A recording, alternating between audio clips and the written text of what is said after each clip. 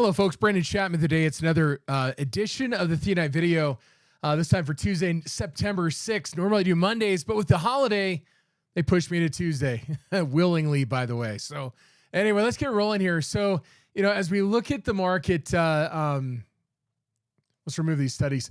As we look at the market over the last several days, we put in kind of an interesting kind of low on last Thursday. The low of that session was 39.0365. There was indications as we're kind of working into that day that maybe we might catch a bounce. One of those indications, of course, is the VIX. A lot of questions whether or not the market, why was the VIX not moving as the market was selling off? And the realities of that is that by itself, it just says the market's not really moving outside of expectations. And then we look at skew. And what happened with skew is the skew is actually falling. Man, trouble with the symbols today. Notice this down here on last Thursday, we reached a level about 119. Again, it's after hours data point. There's only one data point a day, but as of Friday, we're at 119.80. This is a low level. 115 to 120 is kind of a market clearing area where we might have a chance to rally. It shows that the hedging activity that went into August 12th has been fading, which normally that happens as the market corrects, but the VIX wasn't moving. And so what this was showing is that, look, we might be poised to see a bit of a bounce. And one of those things that also reflects that is we'll get the 3-month VIX against the 1-month VIX, and we bring up a ratio of the two, the pairs ratio study here. On Thursday, we were really low down here, down around about 2%, meaning that the VIX, 3-month VIX, was about 2% higher than the spot VIX. Okay, great. So basically the market's saying they're not expecting much volatility in the future.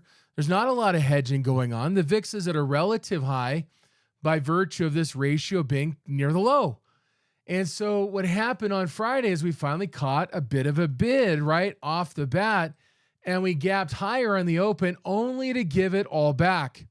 Today we had a little higher open. We gave it all back, but we came off of our lows and ended up finishing above Thursday's low. So we're at a very interesting position. VIX futures, not in backwardation. We're just really flat right here. 27.5 to about 28.75 on the upside. If we see a little bit of selling tomorrow, we could actually see this invert and actually go from kind of a flat curve to what's called backwardation. Backwardation means we're expecting volatility to fall in the future. That's a bullish indication. So we'll watch tomorrow. Do we open lower just off the open? Do the VIX futures start to invert or go into backwardation, signaling the volatility is about to subside? Maybe we can catch a little bit of a rally here. But if the buyers don't come in and we start to break support here, we may be looking at this rolling back to 3,700, 3,600 on the S&P, 370 to 360. Okay? So we've got to watch the volatility. What we did see today was the VIX was showing a little bit more mobility to the upside, given such a small decline, given a relatively small decline, about 0.38% in the S&P 500. So maybe, again, Friday kind of got the market by surprise that it faded the way it did. We were setting up for a bit of a little rally there, but that may be the one and done. And today's weakness, if we see continued selling tomorrow and we do not kind of come up again or really see heavy selling, this could be a negative thing for the market, and we may further sink. Looking at the option activity, it certainly reflects more of a bearish environment today. There's a lot of bearish trades were put on, a lot of rolls in like the IWM, the Qs, the SPY, just rolling out those hedges, expecting maybe more downside, but trying to open it up just in case the market rallies. So we're at a very, very key point right now, and only time will tell what's going to happen. But we got to be prepared for going either way. On Friday during my session, I kind of laid out some ideas for buying, stocks like, for example, like a BTU on Friday. This thing gapped and faded today, finished up 2%. It was up a lot more, but the idea is that BTU may go up in the short term. Wilts stuff like financials may be going down, and real estate, for example. And that is one area we did see some weakness today. So just to kind of reflect on some of this activity, we can look at the TNX, which is the 10-year treasury yield. I mean, yields are still rising right now. The market is basically kind of repricing the Fed expectations.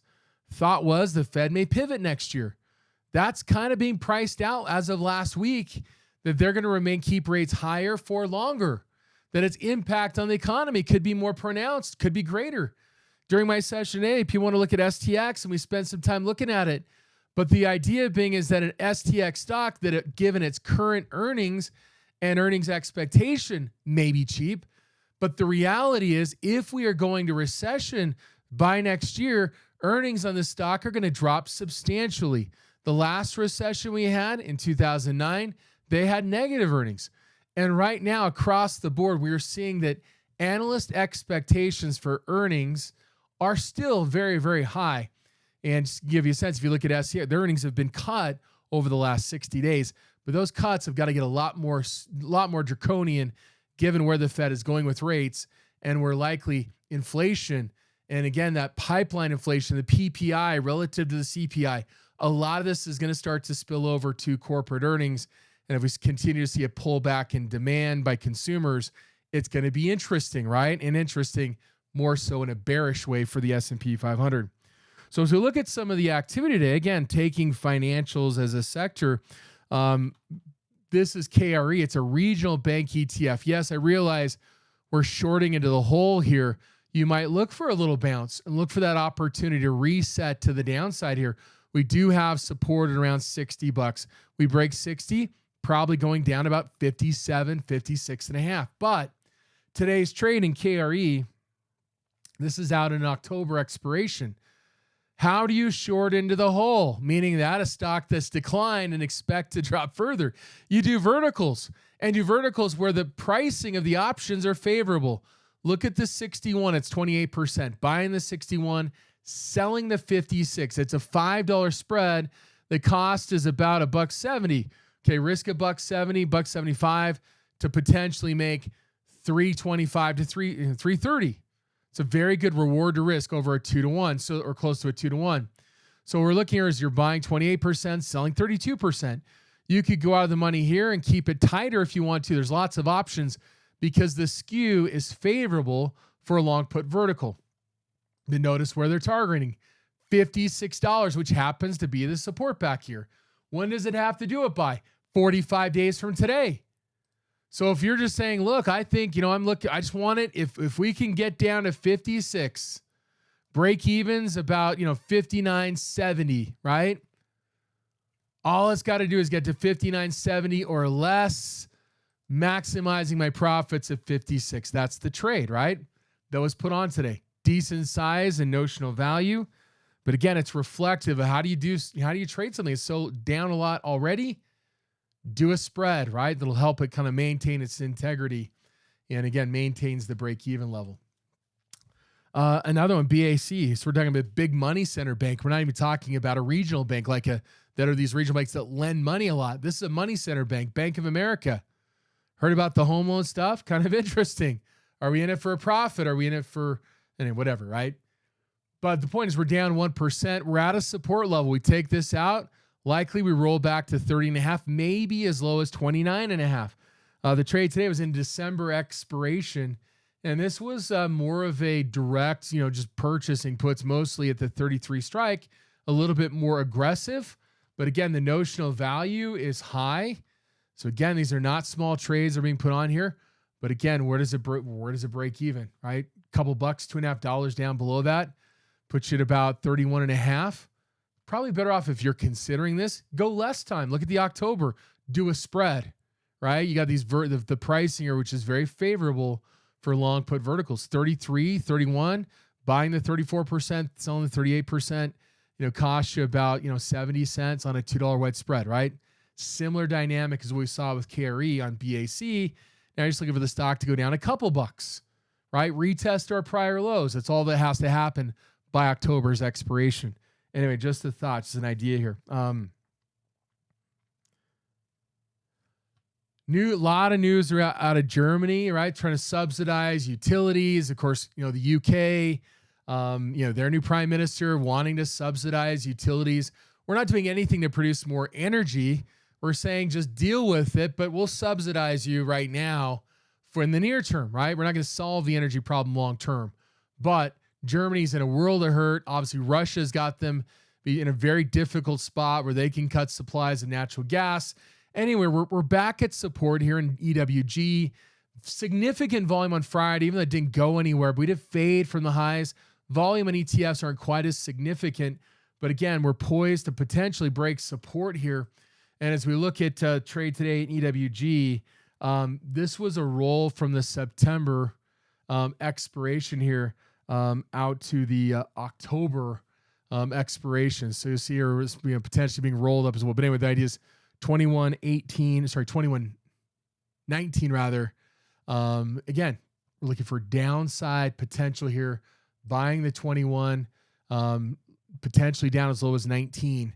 Again, bearish trade. So again, one to watch. Are the options super liquid here? They're just okay, right? I mean, there is plenty of open interest here. The spreads are a little wide, but again, there's probably other ways to look at it. But again, this is more of a sentiment indicator as well. Again, bearish rolling trades and Qs, SPY, IWM as well today. So a lot of rolling going on, including real estate. So real estate, IYR, one of the better performing sectors today. But given how much we're basically back to what? We're less than Thursday's close right now. We got support down at 92.81. Well, guess what happened today? So an IYR, again, that concept of rolling here, we're rolling out from a 94 to 93.5. They're doing it as a credit, just extending the downside potentially or expectations. 93.5, if we can kind of break this level, maybe we add a little bit of a gamma squeeze to the downside, but the idea is you're probably looking for this to break out, probably take out the low from last Thursday, and we're probably looking at this thing moving, a bit lower. That's our 61% retracement level. We could see this quickly lower to about 90, possibly go all the way back to 86 on IWR. Of course, this is one we've been bearish on for a couple of weeks since back here on the 22nd. TLT. So we're seeing, expectations of bearish moves in banks today. Again, there's a lot of pressure. People trying to sort out what is the Fed going to do. And today it was the September expiration. Sorry, not 9 SEP, 16 SEP. And we're rolling down here, 113. So the ideas on these call side, right? We're closing out the 113, rolling it down to 111, just trying to become more connected. 10 days left. Can we pop to 111? Yes, we can. I mean, that's basically Friday's high, right? Can we blow through it? Absolutely. We did, however, break support today on TLT. But again, a little bit of optimism, expecting that this sell-off can't continue. In particular, if we see further selling in the S&P, we may see buyers come back in and get a short-term push higher in TLT. So again, this kind of bearish scenario kind of playing out. And it has not necessarily protected energy. Of course, if you heard the news regarding OPEC over the weekend, again, not exactly positive, yet oil could not get any sort of upward traction. We look at forward/CL on the product depth chart here. Again, we're seeing this kind of flatten out a little bit compared to where we were at some point. Let's see if it updated here. But it was August 29th. We flattened out here, right? So despite some of the news, again, the demand story may be kind of taking over just a little bit. And if demand continues to fall, of course, pipeline companies like a KMI. And so we saw last week some bearish interest start to come into the energy market. And again, this is a midstream company. If we're to draw a trend line here across the lows, you notice we are kind of breaking through that today. If we raise the kind of the fib retracement here, take the full trend, we're at about a 50%, but 17, we start to break this level of resistance, prior level support, we may roll back to 16. So today, the activity in KMI, this was for a November expiration out here. So it's got a little bit of time remaining, but 4,400 contracts, mostly bought at the 15 strike. That's all the way back here towards the December lows of last year. So this is an area to watch. Again, I think energy is starting to tip because of the demand side of the equation. Regardless of the supply side, we're still in backwardation here, which shows the risk is to the upside. But again, Are we going to see a destruction in demand? Are we going to tilt more towards recession? It certainly seems like the energy markets are kind of pointing to that direction. And again, a 15 strike here for how many days out? It's 73 days. So we got time, but again, vertical spreads to work on this because the skew is favorable. Trucking, and again, are we going to start to see some of the costs really play out, right? Higher fuel costs have come down.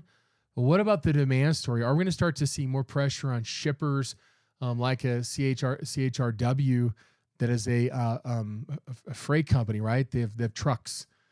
Notice that we have the consolidation, the bearish breakout, the bounce. Today, the secondary bearish breakout. We're at support here at around 112.14. We start to take this out, and now we're looking at what? Maybe testing, prior lows.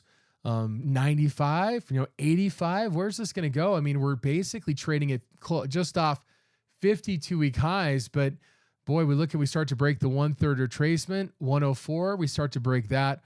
We're probably looking at this thing getting back to about 95 to 98 here. So as we look at today's trade in CHRW, it was an October expiration, and again, 2,500 contracts, but this does not have a lot of open interest. But again, you can use this as a reflection on trucking generally and freight shipping, that kind of thing. But 110.95, buying the 110, selling the 95. Again, where's 95? That's basically back to July support down here. So again, trades are being put on expecting the market to continue to decline going into when? End of October. In this case, October 21st, testing prior lows. Finally, we'll look at CDE. Now, again, is it entirely bearish? No, I mean, you have the other side of it, gold stocks. Well, gold's been selling off of late, right? I'm like, it's been showing weakness as the dollar reasonably has been showing strength. We're at support here. But again, it does not stop somewhat of the optimism thinking if the Fed does pivot by early next year or next year, this can be very, very, very bullish for gold stocks. So while, a January 2024 does not create a whole lot of like gamma type potential here, but 5,000 contracts at the $5 strike price is not a small amount of notional value, but it's just hanging out there because but when the Fed reverses course and begins to cut rates, we're at a multi-year low here in core mining. We could readily see this run, and could we see $12 again? $15? Absolutely, that's a possibility. When the question is just how far does this drop before we eventually go up? But at a $5 strike price, going out a year and a half here, you got plenty of time for it to do it. In case we go to $2.50, or we go to $1.50. $5 is not far away. If given past explosive moves like 2016, where it went from about $1.50 to 16. I guess finally we got XBI. So this is kind of it's a biotech ETF. And what we got here is, again, we get this little kind of downward trend of lower highs and lower lows. We're poised to kind of retest our support at about 79-ish. That goes back to March as well. We start to break through that again. We're looking to plumb greater depths in XBI. And what we saw today was a roll, in this case from a September expiration in here, 83 down here at, get right in here, 70. 74, all the way down here as well, kind of closing this out, rolling it out, in this case, to a 30 September at this 77 strike. So again, we're kind of seeing some of that varied interest at different strikes kind of coalesce at this 77 for 30 September. So again, that gives you a time frame. It gives you a target, which also happens to be about the 60. I guess it's quite a bit below the 60% retracement. I was thinking about around there, but we may look better. But anyway, the idea is that we're looking for this price to roll back towards 70. And it seems like that activity is a certainly reasonable expectation. Buying puts is tough, but constructing a spread or skews in your favor can be better. And you might extend it out in October if you want, right? If we get a fast move, it's not as quite as steep kind of backwardation of rising out of the money implied volatilities. But again, it's an interesting setup there for a stock like XBI. Anyway, folks, got to run. I hope this has been beneficial, kind of pointing in some directions for the coming week. Catch you back next week on the video.